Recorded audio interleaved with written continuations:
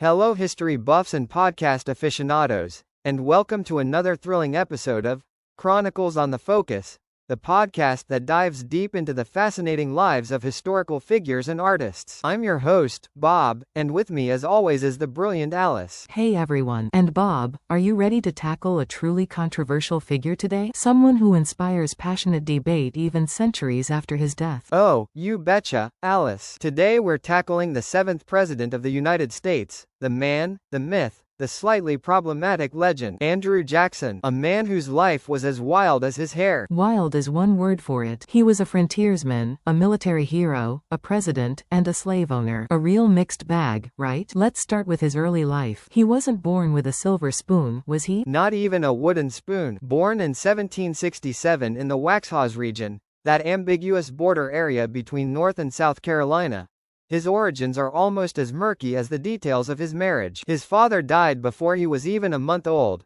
leaving him an orphan at 14 after the Revolutionary War claimed both his parents and a brother. Talk about a rough start. And the Revolutionary War itself. He was just a kid, yet he served as a courier. Imagine that. A preteen dodging British bullets. And the story of him getting scarred during his capture, refusing to polish a British officer's boots and getting slashed for his defiance, that's some serious grit. The guy was a rebel from the get-go. Absolutely. After the war, he became a lawyer, then a politician. He served in the House and the Senate, representing Tennessee, before becoming a judge and a successful plantation owner, the irony of which is lost on no one. He amassed a considerable fortune, sadly through the exploitation of enslaved people, a dark stain on an otherwise impressive career. His military career is equally dramatic. His victory at the Battle of New Orleans in the War of 1812 catapulted him to national stardom. Instant hero. But he wasn't always so popular. His presidential campaigns were brutal, filled with mudslinging. The whole corrupt bargain controversy with John Quincy Adams,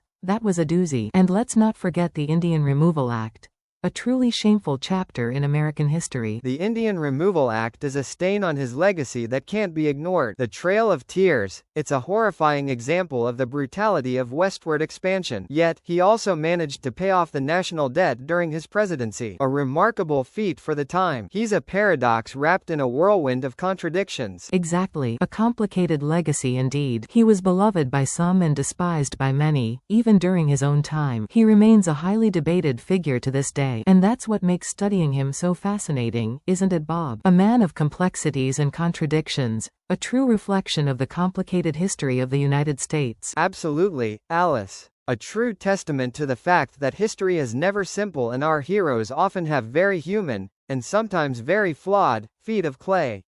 Join us next time for another fascinating Chronicle on the Focus.